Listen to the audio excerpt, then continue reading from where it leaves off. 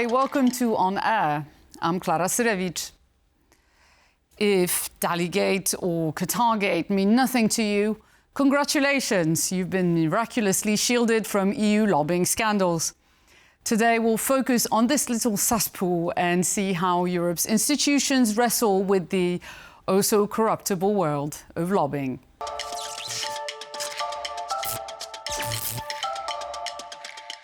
With France ordering the incarceration of a former president over bribery charges, you may get the impression that European countries tackle corruption with the utmost ferocity.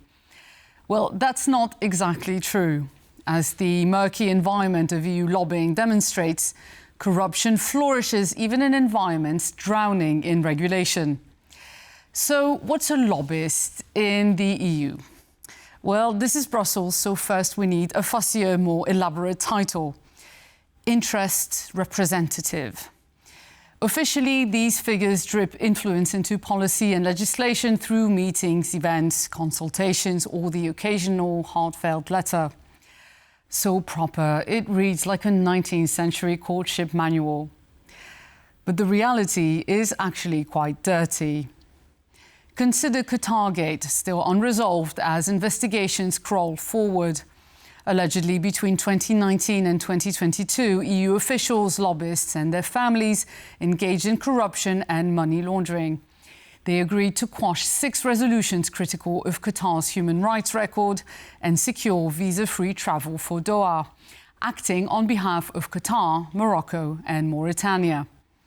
Police charged 4 people, among them Greek MEP Eva Kaili, then Vice President of the European Parliament, and former Italian MEP Antonio Panzeri. Investigators seized 1.5 million euros in cash, stashed in suitcases, hotel rooms and private homes. They even caught Kaili's father attempting to escape with one of those suitcases. In a curious epilogue, Kaili is promoting a book, The Sin of Eva, authored by journalists who chronicled her downfall. Anyhow, fast forward to this year, when the Parliament gets rattled by the Huawei scandal. There were lavish gifts, parties, match tickets and complimentary trips for MEPs and their assistants, and also potential bribes. One Huawei lobbyist even bragged in text messages that an MEP was on his payroll. Huawei's charm offensive coincided with EU efforts to reduce its dependence on Chinese 5G equipment amid persistent security concerns. The company is often viewed as a proxy of the Chinese state, vastly subsidized and potentially funneling user data to Beijing. At the same time, Belgian intelligence was eyeing Huawei's Brussels office, suspecting its senior reps acted less like business executives and more as Chinese government lobbyists, or spies at the doorstep of EU and NATO headquarters. So besides foreign states and big tech, same difference really, what are the most powerful lobbies in Brussels? Pharma, agribusiness, defence, and the dark triad, fossil fuels, tobacco and alcohol. It's a real festival. Let's look at tobacco. I must admit their methods are so shameless they'd be funny if they weren't so vile. For years, giants like Philip Morris, British American Tobacco and Japan Tobacco have wielded disproportionate influence in Brussels. Their most egregious form of lobbying is the financing of conferences and debates on health, where the industry tries to present itself as a partner in solving, for instance, the problem of addiction. Last year, an oncology conference organised by The Economist was scrapped at the last minute after its sponsors turned out to be Philip Morris and Japan Tobacco. The attending cancer experts predictably bolted in a stampede. Just last week, that same Philip Morris unveiled its latest report at Brussels' swanky Autoworld Car Museum, surrounded by vintage automobiles and not-so-subtle symbolism. The tobacco industry often compares itself to other malign sectors like fossil fuels, and the new parallel is cars. The message seems to be that if traditional cigarettes are diesels, then vapes, now a major revenue source, are their cleaner electric successors. But the elephant in the room is, of course, that cigarettes won't drive you and your kids to the grocery store, but they will kill nearly 700,000 people in the EU every year. And taxpayers will be left to foot the bill through healthcare and lost productivity. All this unfolded as Brussels diplomats were reviewing the Commission's proposal to raise tobacco taxes and modernise its long outdated directive. Though the EU is a world leader in anti-smoking measures, mandating pictorial warnings and banning menthols, tobacco lobbying keeps growing. Last year, Philip Morris led the pack in lobbying meetings with EU officials, according to Transparency International. And a recent UN health report underscores not just the enormous health damage caused by the industry, but also its covert influence strategies. These are not tear-soaked letters to MEPs. Tobacco bankrolls friendly companies, think tanks, and even builds fronts for astroturfing or fake grassroots groups.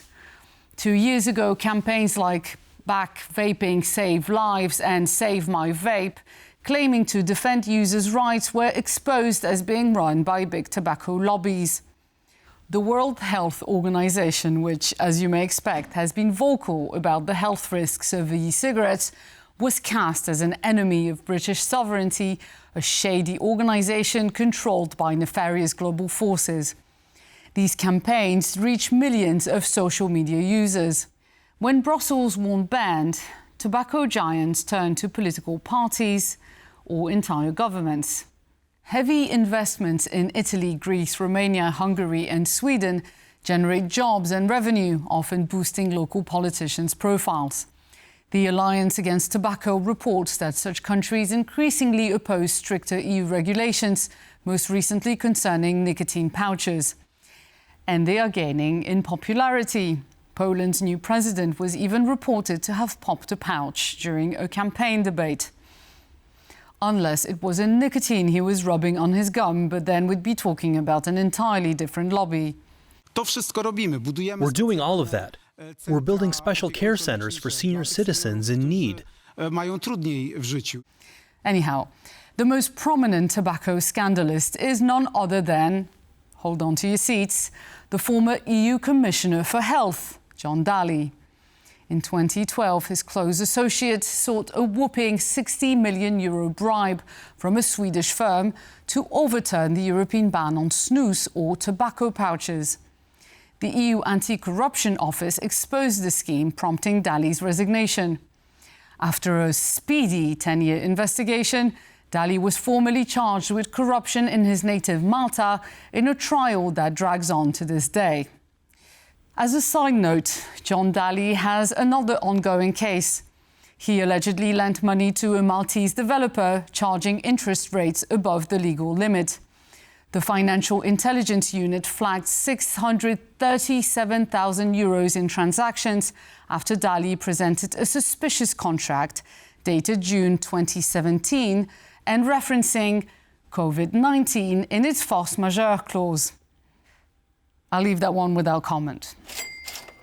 OK, let's move on to other fun stories from the wonderful world of lobbying. Time for drinks. The alcohol industry's influence in the EU is trickier than tobacco's, with a complex web of powerful corporations and industry associations. Soft pressure is on the menu, literally. Until recently, the Parliament had official or semi-official wine and beer clubs sponsored by breweries and wineries. 2 years ago, EU Parliament President Roberta Metsola and her husband enjoyed a pricey hotel room and a 5-course dinner at a medieval castle from an elite wine society. She was bestowed the title of Dame de la Confrérie des Chevaliers du Taste de Vin, a wine-drinking brotherhood with the name straight out of a horror movie about murderous aristocrats. And yes, the EU Parliament footed the pair's travel and security bill. Despite causing more than 400,000 deaths annually in Europe, the alcohol industry faces lighter regulation than tobacco, thanks to the cultural acceptance of drinking and very effective lobbying, portraying alcohol as an ordinary food product. However, the WHO cautions that the industry employs tactics akin to big tobacco. aggressive marketing, often aimed at young people, undermining independent research and viciously opposing labelling and restrictions. Take Ireland's clash with southern European alcohol producers. 2 years ago, Dublin proposed mandatory labels listing the health risks of alcoholic beverages, including cancer and liver disease. 9 EU countries went crying to the Commission, claiming it was scaring consumers. Some described the warnings as terrifying. In the end, the Commission didn't block the Irish law. It's set to take effect next year. But the message is clear. This lobby packs a serious punch. Last month, Reuters uncovered secret letters showing how WHO proposals to curb alcohol consumption were watered down during UN talks on non-communicable diseases, which include alcohol abuse. Under the influence of lobbying, obviously. Poland offers a stark example of industry-dictated laws. Eurostat reported in 2022 it had the second highest alcohol attributable deaths in the EU after Slovenia.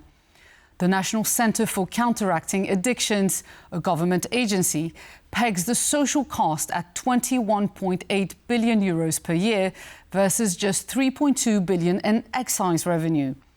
Poland is soaked in booze. In 2023, nearly 119,000 shops sold alcohol, while Sweden had only 900. This week, Prime Minister Donald Tusk's coalition proposed new laws enacting advertising bans, curbing off-licence availability after 10 p.m. and limiting petrol station and online sales. The drinks industry quickly mobilised. The proposed bill is a populist overregulation drafted in a wave of emotion and a chaotic set of changes. The benefits of adopting these solutions are illusory. But this time, the industry may not win. A Polish AP survey shows 68% of Poles support a ban on nighttime alcohol sales, with support reaching 73% among younger respondents. It's been over a year since the new EU Parliament was elected. And that's a year of lobby meetings data. Qatargate and Huawei seem to have mattered. Declared encounters shot up by 314% compared with the last term, following new rules that require MEPs and their assistants to declare them. Great, except there aren't any penalties for not reporting. Nearly 40% of ultra-conservatives from the Europe of Sovereign Nations bloc and non-aligned members didn't reveal a single meeting. When they did, it was mostly rendezvous with representatives from authoritarian regimes like China, Russia and Belarus. Meanwhile, the far-right Patriots for Europe, the third largest group in Parliament, accounted for a mere 4% of published meetings. And let me add that under the current system, MEPs must only declare scheduled appointments with lobbyists. The rest, which are the vast majority, can be as prurient as the heart's desire and held at a fancy concert, perhaps, with a cigarette and drink in hand.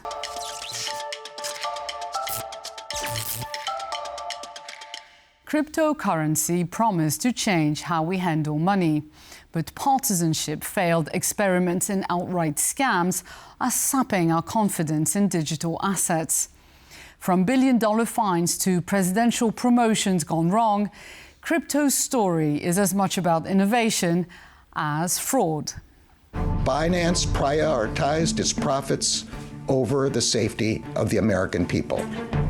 In part because of the crimes it committed, Binance became the largest cryptocurrency exchange in the world. Now, Binance is paying one of the largest corporate penalties in U.S. history. That was Attorney General Merrick Garland last year after Binance admitted to money laundering violations. But today, the picture looks very different. I'm laying out my plan to ensure that the United States will be the crypto capital of the planet and the Bitcoin superpower of the world, and we'll get it done. The Trump administration has dropped the civil case against Binance, part of a wider deregulatory push. The SEC has frozen or dismissed multiple crypto enforcement actions. The federal government is already among the largest holders of Bitcoin, as you know. really one of the largest holders in the world, with as many as 200,000 Bitcoin obtained via civil law and various other forms of law, and including enforcement actions. Trump himself has leaned fully into crypto, launching his own tokens, hosting investor dinners, and loosening oversight. The pivot is reshaping global finance.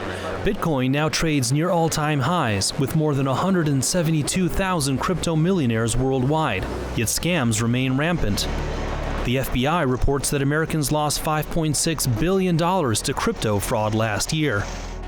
In Europe, regulators call crypto their biggest challenge, warning it fuels money laundering and terrorism financing. And some governments have already stumbled. El Salvador's plan to establish Bitcoin as a legal tender ended in debt crises and an IMF bailout that forced it to roll back its experiment. In Argentina, President Javier Milei faced impeachment threats after endorsing a coin called Libra that crashed within hours, leaving tens of thousands of small investors broke. We are faced with an unprecedented scandal in which the main culprit is the president of the nation. There has been fraud on an enormous scale, and Javier Milei is one of its main participants.